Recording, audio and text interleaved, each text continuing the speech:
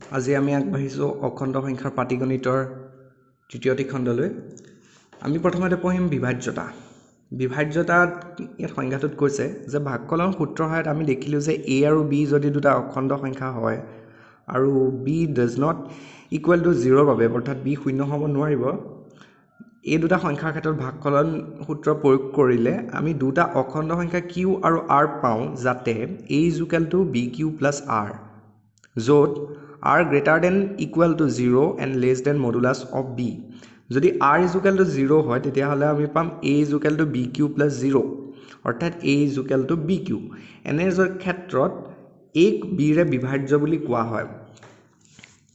ইয়াৰ সাধাৰণ অৰ্থটো হৈছে এইটো যে আমি যদি এটা অখণ্ড সংখ্যা 6 লওঁ আৰু এটা অখণ্ড সংখ্যা 3 লওঁ, এইকেইটাৰ লগত যদি আমি ভাগকলন প্ৰয়োগ কৰোঁ তেতিয়া আমি পাম 3 into 2 plus 0, অৰ্থাৎ ইয়াত আমি দেখা গৈছে r0 হৈছে q এটা অখণ্ড সংখ্যা আৰু এইটো হৈছে b, এইটো হৈছে a, অৰ্থাৎ আমি পাওঁ a is equal to bq। আৰু তেনে ক্ষেত্ৰত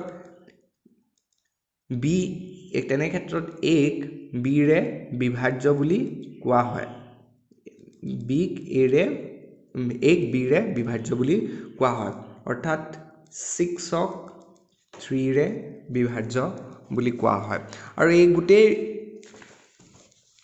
বাক্যটো আমি তেনেদৰে নিলিখি এটা চিম্বলেৰে লিখা হয়। চিহ্নটো হৈছে b divides a, অৰ্থাৎ আমি এইটো লিখিব পাৰোঁ b divides, এইটো আমি লিখিব পাৰোঁ b divides a, য'ত q এটা অখণ্ড সংখ্যা হ'ব লাগিব, এই পইণ্টটো মন কৰিবা, আৰু অৰ্থাৎ 3 divides 6। তাৰপাছত ইয়াত লিখিছে আনহাতে যদি কোনো অখণ্ড সংখ্যা c পোৱা নাযায় যাতে a is equal to b, c, তেনে ক্ষেত্ৰত b এ a ক ভাগ নকৰে বুলি কোৱা হয় আৰু লিখা হয় b does not divides a। ইয়াত ক'লে কি? ইয়াত কৈছে যে আমি যদি দুটা সংখ্যা লওঁ a আৰু b, আৰু আমি যদি লিখোঁ a is equal to bc, আৰু তাৰপাছত যদি c টো আমি লিখোঁ a by b আৰু c, এইটো যদি কোনো অখণ্ড সংখ্যা নহয় তেতিয়াহ'লে b does not divide a বুলি লিখা হয়। ইয়াৰ অৰ্থটো ক'লে কি যে আমি দুটা অখণ্ড সংখ্যা লওঁ, ধৰি লোৱা 6 আৰু 4, আমি লিখিলোঁ 6 is equal to 4c, এইটো হৈছে a, এইটো হৈছে b, a is equal to bc, তেতিয়া আমি পালোঁ c is equal to 6/4 is equal to 3/2 is equal to 1.5। 1.5 এটা অখণ্ড সংখ্যা নহয়। 1.5 যেহেতু এটা অখণ্ড সংখ্যা নহয় তেতিয়াহ'লে আমি লিখিব পাৰিম b does not divides a, অৰ্থাৎ 4 does not divides 6। এইটো সাধাৰণ কথা যে 4ৰে 6 হৰণ নাযায়। ইয়াত does not divide চিম্বলটোৱে এই কথাটোৱে বুজায়। ইয়াৰ পাছত তোমালোকক কেইটামান সংজ্ঞা দিয়া হৈছে, এটা হৈছে উৎপাদকৰ আৰু এটা হৈছে গুণিতকৰ, আৰু তাৰপাছত বিভাজ্যতাৰ মৌলিক ধৰ্মসমূহ দিয়া হৈছে। বিভাজ্যতাৰ মৌলিক ধৰ্মসমূহ তোমালোকৰ দিয়া হৈছে, আৰু তাৰপাছত ইয়াত তোমালোকৰ প্ৰমাণসমূহ দিয়া হৈছে। প্ৰমাণসমূহ তোমালোকে চাবা, প্ৰমাণসমূহ যদি তোমালোকে বুজি নোপোৱা সেইখিনি চেপ্টাৰটো পিছলৈ থৈ যাবা, কিন্তু ইয়াত যিসমূহ মৌলিক ধৰ্ম আছে মৌলিক ধৰ্মসমূহ মনত ৰাখিবা আৰু সেইখিনিৰ এপ্লিকেশ্যনটো তোমালোকে পিছত কৰিবলৈ পাবা। তাৰপিছত ইয়াত গৰিষ্ঠ সাধাৰণ উৎপাদক গসাউৰ কথা কোৱা হৈছে। এতিয়া আমি এইটো চাই লওঁ আহা। ইয়াত লিখিছে সংজ্ঞাটোত, ধৰা হ'ল a আৰু b দুটা অখণ্ড সংখ্যা যাতে সংখ্যা দুটাৰ কমেও এটা অশূন্য হয়, অৰ্থাৎ যিকোনো দুটা সংখ্যাৰ ভিতৰত এটা যদি শূন্য হয় তেতিয়াহ'লে আনটো শূন্য হ'ব নোৱাৰিব, কমেও এটা অশূন্য হয়। কমেও তাৰ অৰ্থটো হৈছে যে কি, যে কমেও এটাহে শূন্য হ'ব পাৰিব, দুটা একেলগতে শূন্য হ'ব নোৱাৰিব। এই চিম্পল অৰ্থটো এইটোৱে বুজাইছে। তাৰপিছত সেই দুটাৰ ক্ষেত্ৰত এটা য'ত ধনাত্মক অখণ্ড সংখ্যা d পোৱা যায় আৰু d গৰিষ্ঠ সাধাৰণ উৎপাদক বুলি তেতিয়াহে ক'ব যেতিয়া দুটা কণ্ডিশ্যন ছেটিছফাই কৰিব লাগিব। প্ৰথম কণ্ডিশ্যনটো হৈছে d divides a and d divides b, আৰু ছেকেণ্ড কণ্ডিশ্যনটো হৈছে কোনো অখণ্ড সংখ্যা c ৰ বাবে যদি c divides a and c divides b হয় তেতিয়াহ'লে c less than equal to d। এতিয়া কি কৈ দিলে এইটো কথাটো? এতিয়া আমি চাওঁ যে ইয়াত ক'লে d divides a and d divides b যদি আমি ধৰি লওঁ a is equal to 6 b is equal to 9 আৰু তেতিয়া আমি কি হ'ব এটা সংখ্যা পাবা যিটো যি সংখ্যাটোৰে 6কো ডিভাইড 6কো হৰণ যায় আৰু 9কো হৰণ যায় d is equal to 3 divides 6 and 3 divides 9 এটো সম্পূৰ্ণ সত্য অৰ্থাৎ 3 হৈছে 6 আৰু 9 সাধাৰণ উৎপাদক 6 হৈছে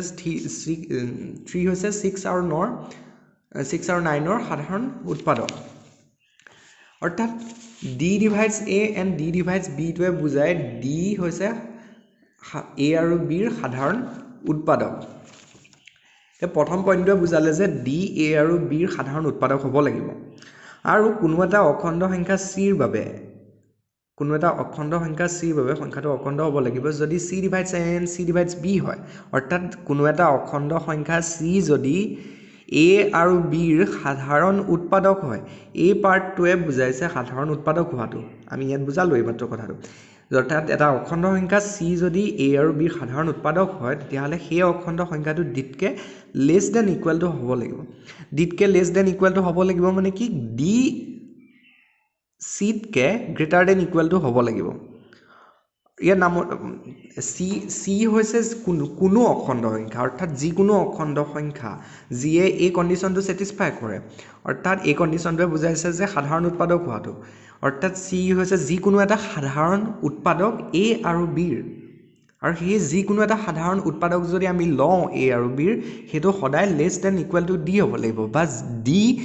greater than equal to যিকোনো এটা সাধাৰণ উৎপাদক হ'ব লাগিব a আৰু b ৰ ক্ষেত্ৰত তাৰ সাধাৰণ অৰ্থটোৱে হৈছে d যদি সকল a আৰু b সকলোবিলাক সাধাৰণ উৎপাদকতকৈ আটাইতকৈ ডাঙৰটো হয় তাৰ সাধাৰণ অৰ্থটো এইটোৱে হৈছে যে d সাধাৰণ উৎপাদকবিলাকৰ ভিতৰত গৰিষ্ঠ হ'ব সেইকাৰণে ইয়াৰ নামটোতে আছে গৰিষ্ঠ সাধাৰণ উৎপাদক পাৰ্টটো স্যাটিসফাই কৰিছে এইটোৱে আৰু সেইটো যে গৰিষ্ঠ হ'ব সেই পাৰ্টটো স্যাটিসফাই কৰিছে এই সেকেন্ড কণ্ডিশ্যনটোৱে তোমালোকে সংজ্ঞাটো পঢ়িবা সংজ্ঞাটো যদি তোমালোকে বুজি নাই পোৱা তেতিয়াহ'লে তোমালোকে উদাহৰণলৈ যাবা আৰু তাৰ পাছতো যদি তোমালোকে বুজি নাই পোৱা তেতিয়াহ'লে এটো থৈ যাবা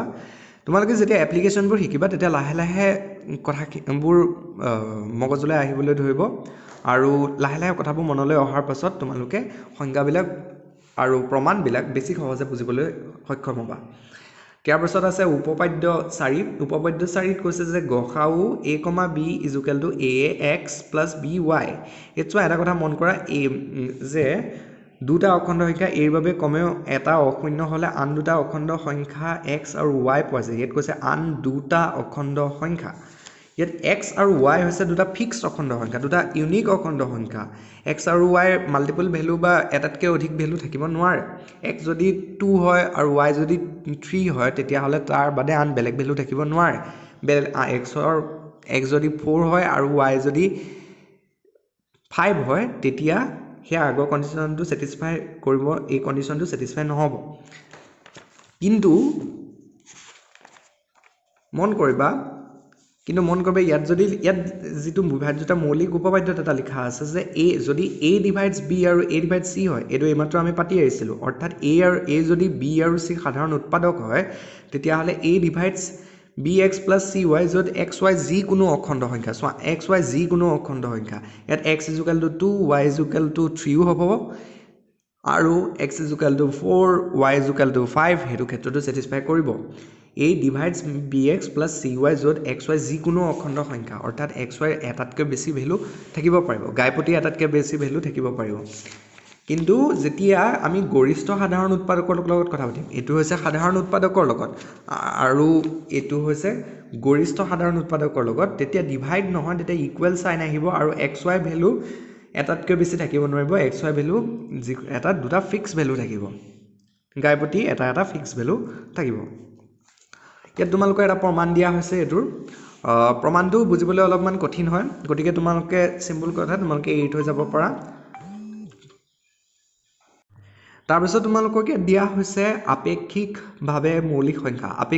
মৌলিক সংখ্যা হৈছে গসাউটো ইয়াৰ গৰিষ্ঠ সাধাৰণ উৎপাদকটো 1 হ'ব লাগিব 8 আৰু 9 ধৰা 8 আৰু 9 ৰ গৰিষ্ঠ সাধাৰণ উৎপাদক যদি তোমালোকে উলিওৱা তেতিয়া পাবা 1 8 আৰু 9 হৈছে আপেক্ষিকভাৱে মৌলিক সংখ্যা আৰু ইয়াত দিয়া হৈছে যে যদি গসাউ a, b ax + by হয় তেতিয়া হলে আমি লিখিব পাৰিম নেক্সট স্টেপত যে ax + by 1 হ'ব যদি হে a আৰু b আপেক্ষিকভাৱে মৌলিক সংখ্যা হয় ইয়াৰ প্ৰমাণ পিছফালে দিয়া হৈছে ইয়াৰ ক্ষেত্ৰত এটো তোমালোকে বুজিবলৈ চেষ্টা কৰিবা নুবুজিলে তোমালোকে প্ৰমাণসমূহ পিছলৈ থৈ দিবা তাৰ পিছত তোমালোকৰ ইয়াত এটা অনুসিদ্ধান্ত দিয়া হৈছে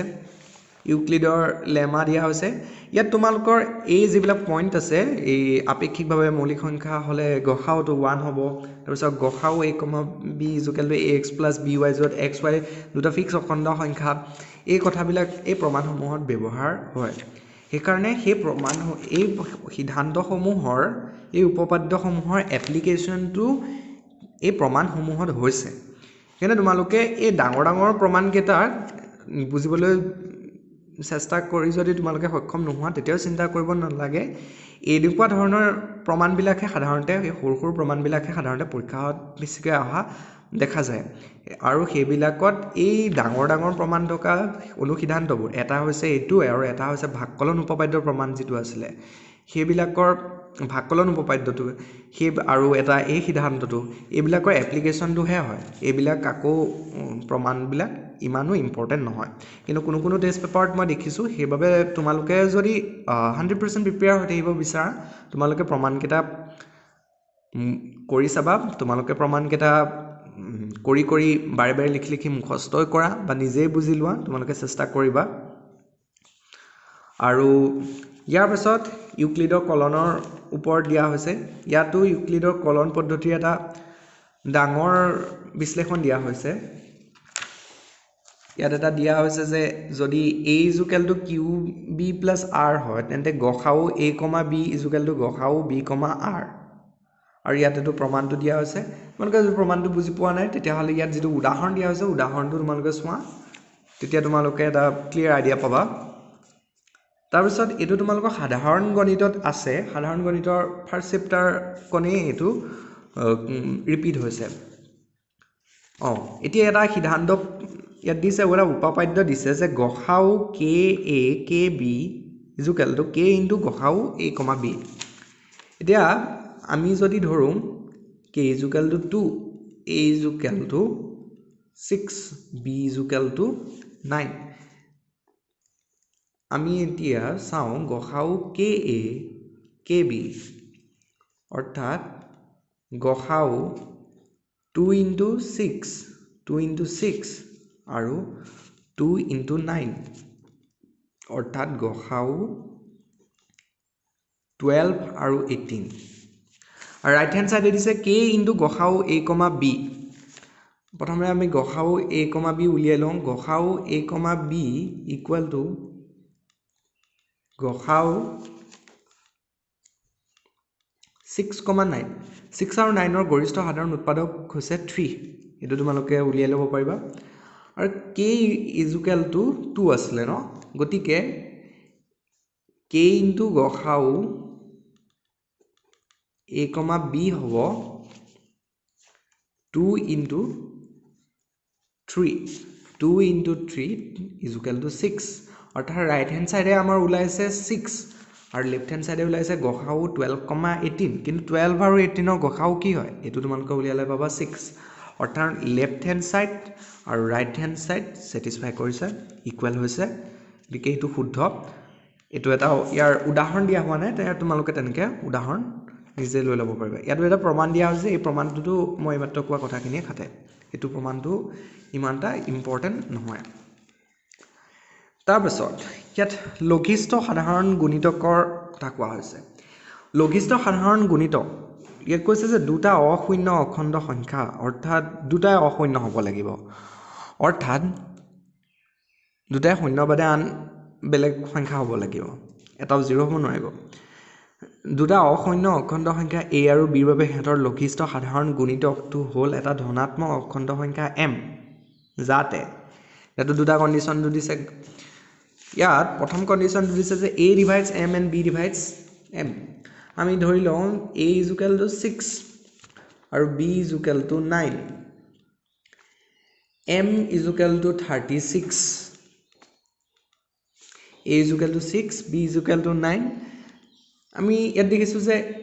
6 divides 36 36 ক 6 ৰে হৰণ যায় 36 ক 6 ৰে হৰণ গ'লে 6 ৰে ভাগফল 6 ওলায় আৰু 9 divides 36 36 divided by 9 is equal to 4 অৰ্থাৎ a divides m আৰু b divides m অৰ্থাৎ 36 হৈছে 6 আৰু 9 ৰ অৰ্থাৎ 36 হৈছে 6 আৰু 9 ৰ সাধাৰণ গুণিতক 6 আৰু 9 ৰ সাধাৰণ গুণিতক তেনেদৰে আমি আৰু এটা সংখ্যা m পাম তেনেদৰে আমি আৰু এটা সংখ্যা m যদি আমি 18 লওঁ হেতু ক্ষেত্ৰত আমি দেখো 6 divides 18 আৰু 9 divides 18 অৰ্থাৎ a divides m and b divides m তাৰ মানে আৰু দেখা গৈছে যে 18 হৈছে 6 আৰু 9 ৰ সাধাৰণ গুণিতক 6 আৰু 9 ৰ সাধাৰণ গুণিতক অৰ্থাৎ a divides m and b divides m তাৰ অৰ্থটো হৈছে যে a আৰু b ৰ সাধাৰণ গুণিতক হৈছে m কৈছে যে অৰ্থাৎ ইয়াত প্ৰথম কণ্ডিশ্যনটো যে কৈছে যে m হ'ব লাগিব a আৰু b ৰ সাধাৰণ গুণিতক তোমালোকে যদি গসাউৰ প্ৰমাণ সংজ্ঞাটোলৈ চোৱা তাতো প্ৰথম কথাটো তেনেকুৱা এটা আছিল প্ৰথম কণ্ডিশ্যনটোৱে বুজায় যে d a আৰু b ৰ সাধাৰণ উৎপাদক হ'ব লাগিব ইয়াতো বুজাইছে যে m a আৰু b ৰ সাধাৰণ গুণিতক হ'ব লাগিব আৰু কোনো অখণ্ড সংখ্যা c গ্ৰেটাৰ দেন 0 ৰ বাবে যদি a ডিভাইড c আৰু b ডিভাইড c হয় অৰ্থাৎ এই পাঠখনলৈকে চোৱা কোনো এটা অখণ্ড সংখ্যা c যদি ইয়াৰ অৰ্থটো হৈছে যে কোনো এটা অখণ্ড সংখ্যা c যদি a আৰু b ৰ সাধাৰণ গুণিতক হয় সেই অখণ্ড সংখ্যাটো m তকৈ গ্ৰেটাৰ দেন ইকুৱেল হ'ব লাগিব অৰ্থাৎ m যিকোনো এটা সাধাৰণ গুণিতক a আৰু b ৰ যিকোনো এটা সাধাৰণ গুণিতকতকৈ m আটাইতকৈ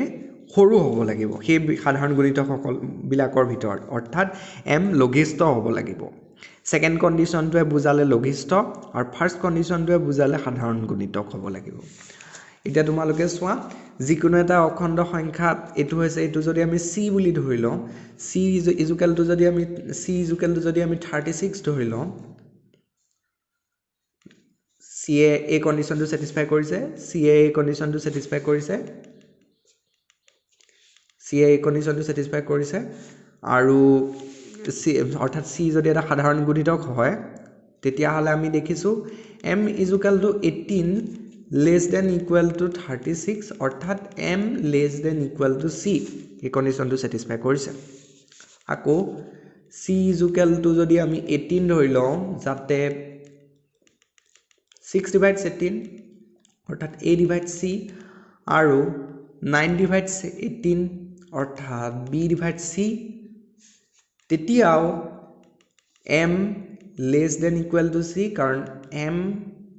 is equal to 18 ইয়াত ইকুৱেল আছে মন কৰিবা আৰু c is equal to 18 গতিকে এই কণ্ডিশ্যনটো স্যাটিসফাই কৰিছে অৰ্থাৎ m হৈছে আটাইতকৈ লঘিষ্ঠ সাধাৰণ গুণিতক অৰ্থাৎ m হৈছে m is equal to 18 হৈছে 6 আৰু 9 ৰ লসাগু ইয়াত এটা উদাহৰণ দিয়া হৈছে উদাহৰণটো পৰা তোমালোকে বুজিবলৈ চেষ্টা কৰিবা তাৰ পিছত এটা বিখ্যাত প্ৰমাণ এটা বিখ্যাত সিদ্ধান্ত উপপাদ্য দিয়া হৈছে যে গসাউ a, b আৰু লসাগু a, b অৰ্থাৎ যিকোনো দুটা সংখ্যাৰ লসাগু আৰু গসাউ যদি আমি পূৰণ কৰোঁ তেতিয়া সংখ্যা দুটাৰ পূৰণফল পোৱা যায় এটা প্ৰমাণ দিয়া হৈছে এই প্ৰমাণটো গসাউ is equal to ax plus by এয়া চোৱা এটা এপ্লিকেশন আগৰ উপপাদ্যটোৰ এপ্লিকেশনটো ইয়াত দেখা গৈছে হেবিলাক ইয়াত ব্যৱহাৰ হৈছে এই প্ৰমাণটো অলপমান বুজিবলৈ তোমালোকে টান পাব পাৰা এইবিলাকো থৈ যাব পাৰা আমি প্ৰথমে কিতাপত দিয়া পদ্ধতিৰে কৰিবলৈ আগবাঢ়িছো কিতাপত দিয়া পদ্ধতিটোত কি কৰিব লাগে তোমালোকে লিখিব লাগিব যে প্ৰথমতে d divides 2 plus 1 আৰু d divides 9a plus 4 অৰ্থাৎ d হৈছে এটা অখণ্ড সংখ্যা আৰু এই কণ্ডিশ্যনটো স্যাটিসফাই কৰা আমি আগতে পাই আইছো ডিয়ে যদি দুটা সংখ্যাকে ডিভাইড কৰে অৰ্থাৎ ডি হৈছে এই সংখ্যা দুটাৰ সাধাৰণ উৎপাদক আৰু তেতিয়া আমি এই সিদ্ধান্তটো মতে লিখিব পাৰিম এটা আগতে আমি এটা সিদ্ধান্ত পাই আহিছোঁ ইয়াত এটা মৌলিক ধৰ্ম আছে যে ইয়াত 7 নম্বৰ মৌলিক ধৰ্মটো চোৱা 7 নম্বৰ মৌলিক ধৰ্মটো যদি a সাধাৰণ উৎপাদক হয় তেতিয়া হলে a ডিভাইডস bx + cy যত xy যিকোনো অখণ্ড সংখ্যা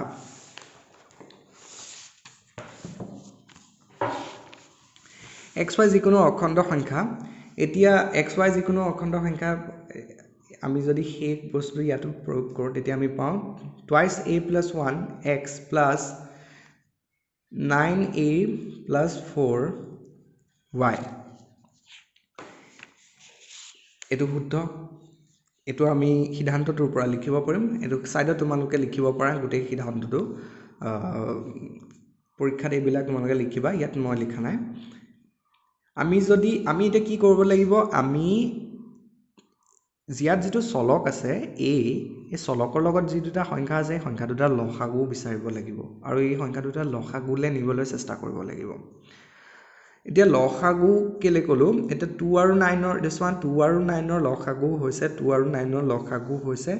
18 এটা 2 কিহেৰে পূৰণ কৰিলে 18 পায় 2 ক 9 এৰে পূৰণ কৰিলে 18 পায় তে x = 9 লোৱা 9 ক কিহেৰে পূৰণ কৰিলে 18 পায় 9 ক 2 ৰে পূৰণ কৰিলে 18 পায় y = x যদি তোমালোকে পজিটিভ লৈছা তেতিয়া হলে y লবা তোমালোকে নেগেটিভ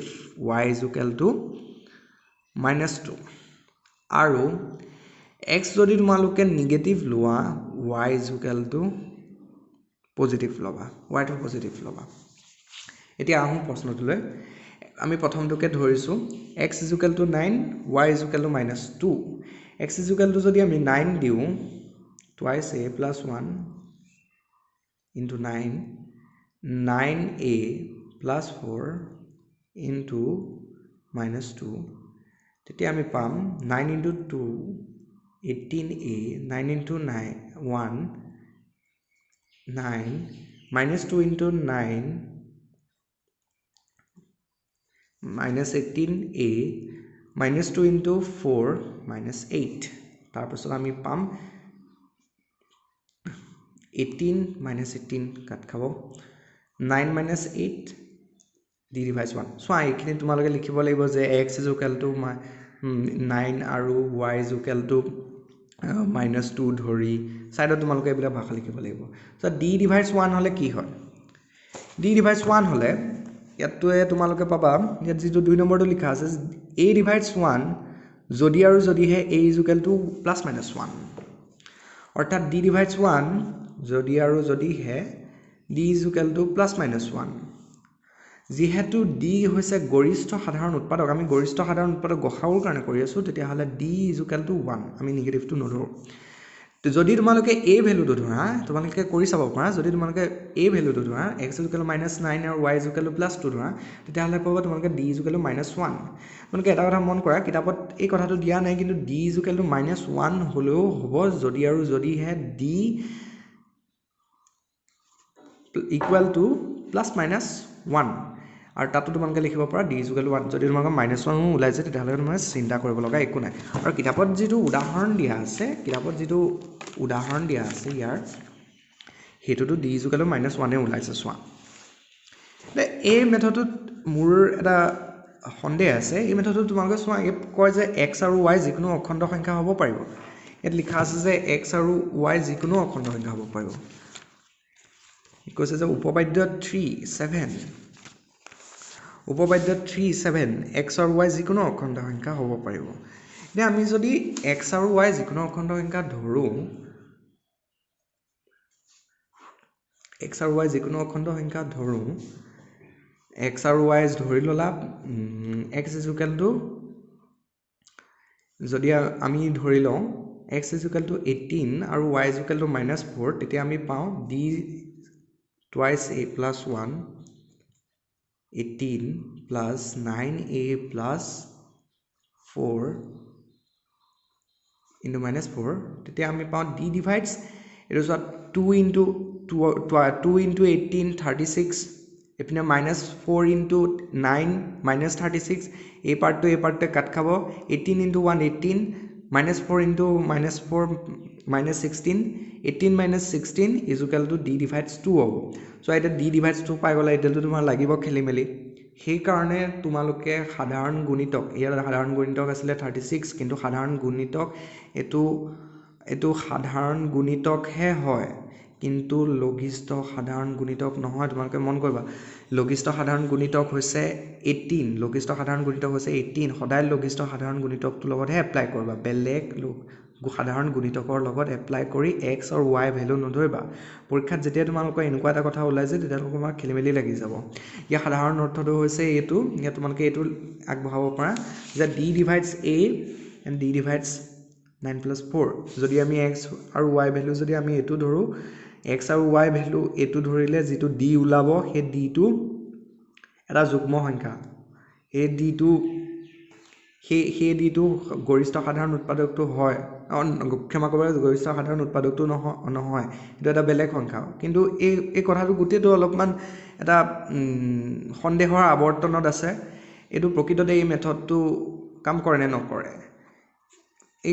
মই ক্লাছ 10 থাকোতে এই কথাটো অনুভৱ কৰিছিলো সেই কাৰণে তোমালোকে এই কিতাপত যেহেতু আছে এই মেথডটোতে তোমালোকে লিখিবা কোনো কথা নাই কিন্তু ভুলটো তোমালোকে সাধাৰণ গুণিতকৰ লগত এপ্লাই কৰি এনেকে মিলাবলৈ নাচাবা সদায় যি দুটা সংখ্যা আছে চলক আছে চলকৰ লগত যি দুটা সংখ্যা আছে তাৰ লঘিষ্ঠ সাধাৰণ উৎপাদকটো উলিয়াবা ইয়াত পালো 18 আৰু এই সংখ্যা কেইটাক লঘিষ্ঠ সাধাৰণ উৎপাদকলে নিবলে যিটো x আৰু y ধৰিব লাগিব হেতুলে নিবা হেতুৱে এটা ট্ৰিক এটা চোৱা নেক্সট মেথডটো এটা এইটো মই এইটো মেথড নিজৰ এটো এপ্লাই কৰি বেছি ভাল পাওঁ সেইটো হৈছে সাধাৰণ ভাগফলন নিয়মটো ইয়াত ইউক্লিডৰ ভাগফলনত যেটো প্ৰয়োগ কৰা হয় গসাউ উলিয়াবলে যদি a আৰু b ৰ গসাউ উলিয়াও আৰু a যদি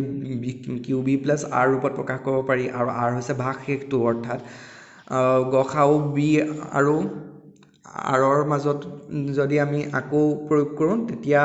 একেটা গসাউৱে পাম আৰু হেতু ইয়াত উদাহৰণ আছে হেতু টেকনিকত মই কৰিবলৈ বেছি সুবিধা পাওঁ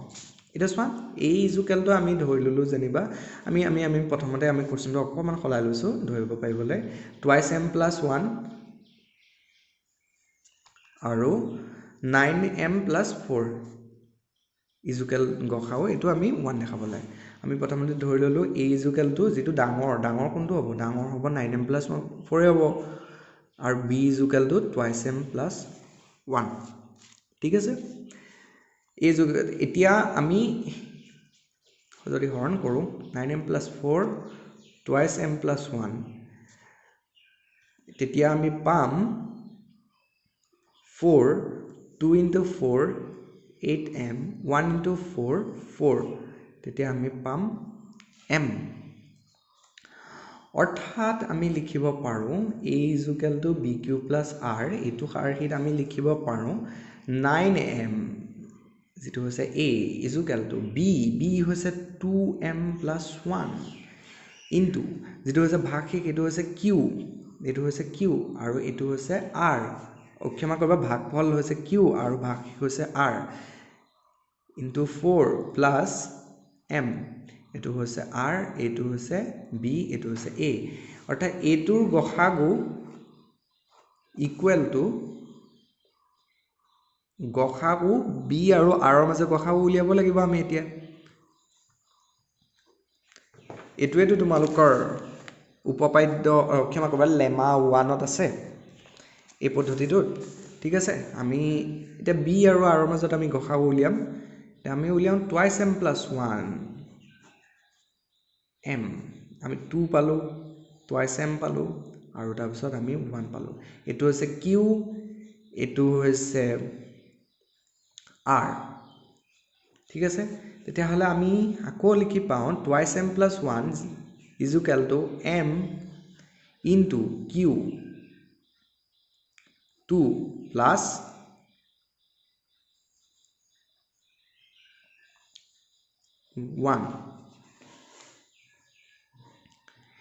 ইয়াত এতিয়া আমি পাওঁ কিউ ইয়াত আমি এতিয়া ইয়াৰ এইটোৰ ইকুৱেলত আমি লিখিব পাৰিম এই কাৰচাইনবিলাকৰ ঠাইত ইকুৱেল চাইন দিবা তোমালোকে গসাউ এতিয়া আমি কি পালোঁ নতুন বি পালোঁ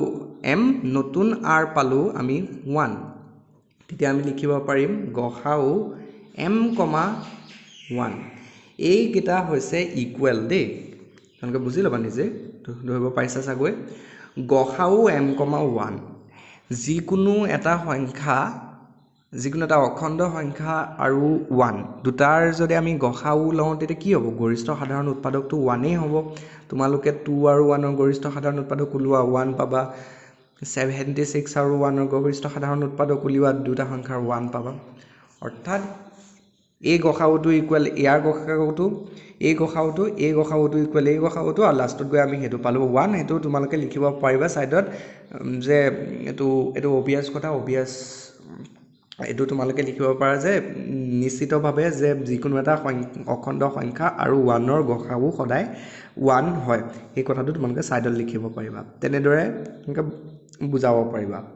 এইটো মেথডটো তোমালোকে কৰিব পাৰা এতিয়া আমি নেক্সট যেটো কোৱেশ্চন চাম সেই কোৱেশ্চনটো অলপমান বেলেগ ধৰণৰ সেই কোৱেশ্চনটো অলপমান কিটিপ লাগিব সো ইয়াত কৈছে যে যিকোনো এটা অযুগ্ম অখণ্ড সংখ্যা এৰ ক্ষেত্ৰত দেখুৱা কৈছে যে যিকোনো এটা অযুগ্ম অখণ্ড সংখ্যা এৰ ক্ষেত্ৰত দেখুৱা যে গসাউ 3a, গসাউ 3a plus 2 equal to 1 আমি দেখাব লাগিব গসাউ 3a plus 2 is equal to 1 এটো তোমালোকে অযুগ্ম অখণ্ড সংখ্যা a is equal to 1 লোৱা a is equal to 3 লোৱা এইবিলাক কৰি তোমালোকে প্ৰমাণ কৰি চাব পাৰিবা এই কথাটো শুদ্ধ হৈছে এতিয়া আমি এটা কাম কৰিব লাগিব প্ৰথমতে a হৈছে এটা অযুগ্ম অখণ্ড সংখ্যা অৰ্থাৎ এই অযুগ্ম অখণ্ড সংখ্যাবিলাক কোনটো ফৰ্মত থাকে 2k plus 1 ত থাকিব য'ত k এটা নিজে অখণ্ড সংখ্যা হ'ব অযুগ্ম অখণ্ড সংখ্যা ঠিক আছে এতিয়া a is equal to 2k plus 1 যদি আমি বহাও 3a is equal to পাম 6k plus 3 আৰু 3a plus 2 is equal to পাম 6k plus 5 অৰ্থাৎ আমি এটো এনেকৈ লিখিব লাগিব যে আমি প্ৰমাণ কৰিব লাগিব এই কথাখিনি লিখাৰ পিছত আমি লিখিব লাগিব এতিয়া আমি প্ৰমাণ কৰিব লাগিব যে গসাউ 6k plus 3 আৰু 6k plus 5 is equal to 1 so এইটো ক্ষেত্ৰত তোমালোকে আগৰ যেটো মেথড থাকে d is equal to ax plus by yx কোনোবা এটা সংখ্যা ভাবি তোমালোকৰ যদি ইয়াত লসাগুলে নিব লাগে আৰু লসাগু হৈছে 6 আৰু লসাগু 6 যেহেতু 6 ৰ লগত 1 পূৰণ কৰিলে 6 পাম আৰু ইয়াতো যেহেতু 6 আছে আৰু ইয়াত হ'ব তেতিয়া হলে -1 অৰ্থাৎ কৈছিলো x যদি x হ'ব 1 আৰু y হ'ব তেতিয়া -1 y x ৰ যদি পজিটিভ লৈছো y নেগেটিভ ল'ব লাগিব y একেটা সংখ্যা হ'ব লাগিব বুলি কথা নাই আগৰ উদাহৰণলৈ তোমালোকে ৰেফাৰ কৰিবা ইয়াতো 6 আছে কাৰণে 6 আৰু 6 ৰ লসাগু হৈছে 6 ৰ লগত 1 পূৰণ কৰিলে আমি লসাগুটো পাম ইয়াত যেহেতু পজিটিভ 1 ধৰিলো সেইকাৰণে আমি ইয়াত নেগেটিভ ধৰিব লাগিব আৰু নেগেটিভ 1 তেতিয়া আমি পাওঁ 6k plus 5 minus 1 তেতিয়া আমি পাওঁ 3 minus 5 তেতিয়া আমি পাওঁ d divides -2 এতিয়া চোৱা এটা অদ্ভুত ধৰণৰ আমি সিদ্ধান্ত এটালৈ আহিলো সেইকাৰণে এইটো মেথডত তোমালোকে মই ভাবো কৰিব নোৱাৰা মই সেইভাবে বেলেগ এটা ওয়ে সাজেষ্ট কৰিম তোমালোকে কি কৰা এটো আগৰ মেথডটোৰ নিচিনাকৈ সাধাৰণ ভাগকলন প্ৰয়োগ কৰা তোমালোকে 6k plus 5 ক a ধৰা তোমালোকে 6k plus 3 b ধৰা আৰু ভাগকলন প্ৰয়োগ কৰা ভাগকলন যদি তোমালোকে প্ৰয়োগ কৰা তেতিয়া হলে তোমালোকে দেখিবা হৰণ কৰি চালে এটো একবাৰ যাব 6k আৰু এপিনে 3 এপিনে 2 তেতিয়া তোমালোকে পাবা 6k plus 5 যেটো হৈছে a এইবিলাক তোমালোকে পৰীক্ষা তলত নিলিখিবা তাৰ পিছত 6k plus 3 যেটো হৈছে b আৰু q হৈছে 1 আৰু এপিনে তোমালোকে r পাইছা 2 এটো হৈছে r এটা তোমালোকে কি কৰিব লাগিব b গসাউ 6k plus a এটো ইকুৱেল টু হ'ব আমি এতিয়া এইটো কাটি থৈছোঁ এইটো ইকুৱেল টু হ'ব গসাউ নতুন b আৰু নতুন r টো 6k + 3 আৰু 1 ক্ষমা কৰিবা 6k + 3 আৰু 2 আৰু এইকেইটা ক্ষেত্ৰত আকৌ যদি আমি প্ৰয়োগ কৰোঁ তেতিয়া আমি পাম 6k + 3 আৰু 2 আমি পাম 3 আৰু 6k আৰু আমি পাম 3 আমাৰ বাকি থাকিব 3 আমাৰ বাকি থাকিব তেতিয়া আমি আকৌ এইটো আমি লিখিব পাৰিম তোমালোকে এনেকুৱা লাইন এটা লিখিবা যে আকৌ এইটো নতুন r আৰু এইটো হৈছে b আৰু এইটো হৈছে নতুন a এতিয়া আমি লিখিব পাৰিম যে এতিয়া আমি লিখিব পাৰিম 6k + 3 এইটো নতুন a আৰু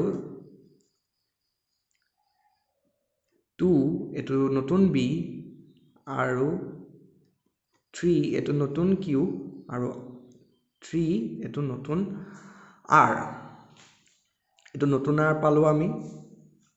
এতিয়া আমি a b আৰু a r টোৰ লগত আমি প্ৰয়োগ কৰিম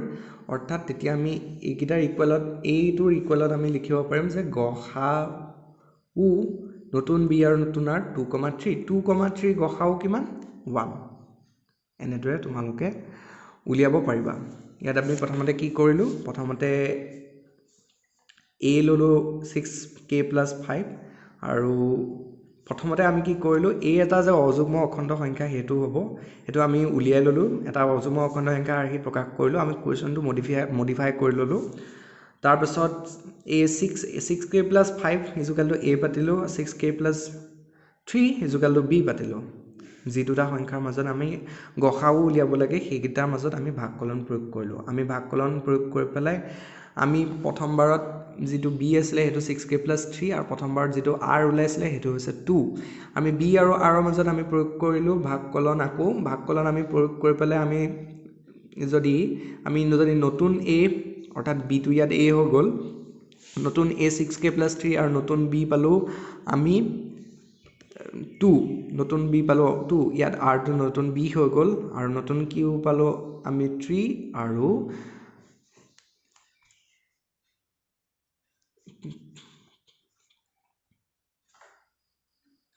ক্ষমা কৰিবা এটো 3k হ'ব ক্ষমা কৰিবা এটো 3k হ'ব এটো 3k হ'ব 2 * 3k = 6k নতুন আমি q পালো 3k আৰু নতুন আমি r পালো 3 আৰু b আৰু r নতুন b আৰু r মাজত আকৌ আমি গসাউ কৰিম একেটা গসাউ এইগিটাৰে ইকুৱেল হ'ব আৰু নতুন b2 আৰু 3 আমি গসাউ যেগিটা হৈছে পৰস্পৰ মৌলিক সংখ্যা আৰু হেতু = 1 হেতু আমি কম পালো এটো 3k হ'ব দে এটো তোমালোকে মন কৰিবা মই ভুল হৈ গৈছিল তাৰ পিছত এখন বিভাজ্যতাৰ প্ৰবলেম বিলাকলৈ বিভাজ্যতাৰ প্ৰবলেম বিলাকত চোৱা বিভাজ্যতাৰ প্ৰবলেম বিলাকত তোমালোকে কিতাপত এটা মেথড আছে এটো ধৰণৰ এই মেথডটো অকমান দীঘলীয়া এটো কোনো ভুল নাই কিন্তু এই মেথডটো দীঘলীয়া তোমালোকে এই মেথডটো খলনি আন এটা মেথড প্ৰয়োগ কৰিব পৰা যেটো তোমালোকে সম্পূৰ্ণ নম্বৰ পাবা কিতাপত দুটা মেথড দেখুৱা হৈছে প্ৰথমতে এইটো এটা আৰু সেকেন্ডত এইটো এটা মোৰ মেথডটো অলপমান এই মেথডটোৰ দৰে কিন্তু এই পদ্ধতিতকৈ অলপমান ছুটি মই উদাহৰণৰে এটা প্ৰশ্ন কৰিছো এই মেথডটো তোমালোকে বেছি ক্লিয়াৰিটি পাবা আৰু পৰীক্ষা হলত তোমালোকৰ খেলিমেলি লগা চান্স কম থাকে আমি লৈছো যে আমি এডুকে কৰিছো 3 to the power twice n minus 1 plus 2 to the power n plus 1 আমি প্ৰথমতে এটো লিখিব লাগিব এইখিনি তোমালোকে কিতাপতে পাবা এই আৰোহণ পদ্ধতিৰ দৰে 3 to the power twice n minus 1 plus 2 to the power n plus 1 এটো দেখাব লাগে 7 এৰে বিভাজ্য বুলি দেখাব লাগে যে তোমালোকে f1 উলিয়াই চোৱা f1 যদি তোমালোকে উলিয়াই চোৱা তেতিয়া তোমালোকে পোৱা 3 to the power n যদি 1 ধৰা 2 minus 1 তেতিয়া হলে আমি পাম 1 2 to the power 1 plus 1 তেতিয়া হলে আমি পাম 2 আৰু এটো হ'ব 4 3 plus 4 = 7 যেটো 7 এৰ বিভাজ্য শুদ্ধ এতিয়া আমি ধৰিম fk 7 ৰে বিভাজ্য fk 7 ৰে বিভাজ্য অৰ্থাৎ 7 ডিভাইডস fk তোমালোকে বাক্যবোৰ গুটেটো ভাষাৰে নিলিখিলেও তোমালোকে এনেকৈ চিহ্নৰে লিখিলে হ'ব যে আমি ধৰি ললো যে fk 7 ৰে বিভাজ্য য'ত k হৈছে এটা নেচাৰেল নাম্বাৰ বা যেটো কন্ডিশন দিয়া থাকিব ন যে n হৈছে এটা নেচাৰেল নাম্বাৰ যেটো ইয়াত লিখা থাকিব ইয়াত যে দিয়া আছে যে যিকোনো এটা স্বাভাৱিক সংখ্যা n ৰ বাবে এই কন্ডিশনটো লিখিবলৈ নাপাহৰিবা তেতিয়া হলে আমি লিখিব পাৰিম fk এটো বিভাজ্যতাৰ সাধাৰণ মৌলিক ধৰ্ম যদি b ডিভাইডস a হয় তেতিয়া হলে a = bq যত q হৈছে এটা অখণ্ড সংখ্যা হেতুৰ দৰে আৰু এটোকে আমি উল্টাকে ৰিভাৰ্স কিও লিখিব পাৰো গোটা এটো ৰিভাৰ্সিবল হয় যদি আৰু যদি হে ঠিক আছে তেতিয়া হলে আমি লিখিব পাৰিম fk = 7p যত p হৈছে এটা অখণ্ড সংখ্যা অৰ্থাৎ 3 to the power twice k minus 1 plus 2 to the power k plus 1 = 7p এটো তোমালোকে একিনতে জায়গা অলপ থৈ যাবা এতিয়া তোমালোকে fk plus 1 উলিয়াবা fk plus 1 যদি তোমালোকে উলিওৱা তেতিয়া তোমালোকে পাবা 3 to the power 2k plus 1 minus 1 plus 2 to the power k plus 1 plus 1 k জায়গাত আমি k plus 1 এ বহাই দিছো 3 to the power তেতিয়া পাবা 2 into k twice k 2 into 1 2 minus 1 তেতিয়া আমি তোমাক পাবা 3 in to the power twice k plus 1 plus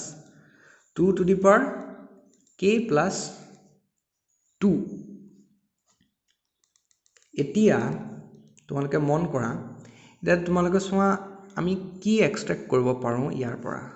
আমি এটা যদি আমি কাম কৰো 3 to the power twice k plus 1 plus 2 to the power twice k plus 1 আমি এটো এনেদৰে লিখিব পাৰো সোৱা আমি এটো এনেদৰে লিখিব পাৰো কোনো ভুল নাই আমি যদি লিখো 2 to the power twice k plus 1 = 7p minus 3 to the power twice k minus 1 এতিয়া এটো যদি আমি ইয়াত উঠাই দিও তেতিয়া আমি কি পাম সোৱা 3 to the power twice k plus 1 2 to the power এটোৰ জায়গাত আমি লিখো 7p minus 3 to the power twice k minus 1 into 2 এটা যদি আমি এবিলা ভাঙি যাও 3 to the power twice k এটো আৰু 3 to the power 1 plus 2 into 7p minus 2 into 3 to the power twice k minus 1 twice k minus 1 to তোমালোকে লিখিব পাৰা এটো এনেদৰে তাৰ পিছত আমি যদি এটো কমন লওঁ 3 to the power twice k টো তেতিয়া হলে আমি পাম 3 তাহলে আমি পাম এটো 2 to the power 7p তাৰ পাছত আমি আৰু পাম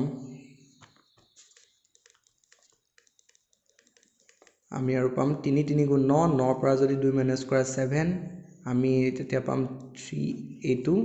plus 2 to the power 7p তাৰ পাছত আমি পাম 3 to the power twice k minus 1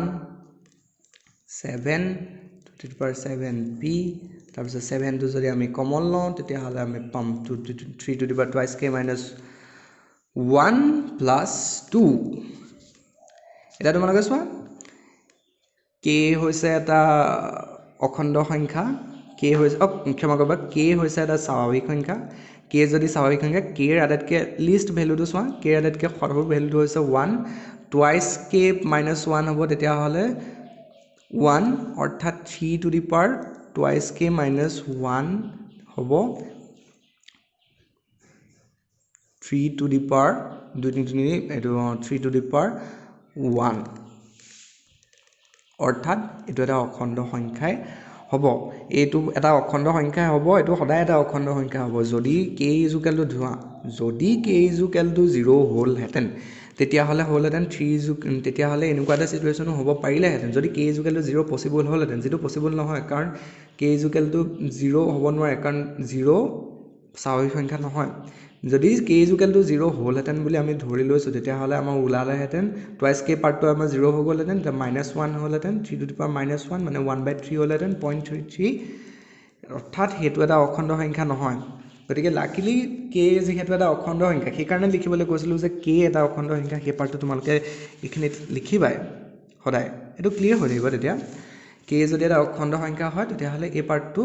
তো এটা অখণ্ড সংখ্যা হ'বই এইটো তোমালোকে কৰি চাবও পাৰা তেনেদৰে যিটো মই যেনেকৈ মই ছাইডত কৰি দিলোঁ আৰু মই পৰীক্ষা লিখিবলৈ কোনো প্ৰয়োজন নাই তেতিয়া তোমালোকে লিখিব পাৰিবা যে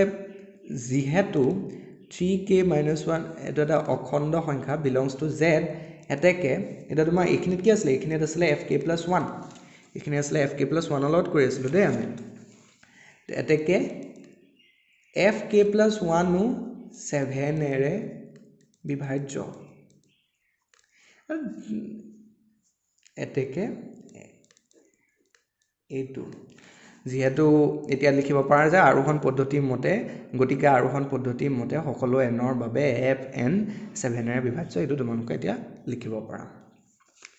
এতিয়া তোমালোকে এইটো লিখিব লাগিব যে এইটো এটা 1 দিব লাগিব তাৰ পিছত এইটো তোমালোকে লিখিব লাগিব যে এইটো 1 ৰ পৰা এইবিলাক ভাষাবিলাক তোমালোকে নিজে লিখিব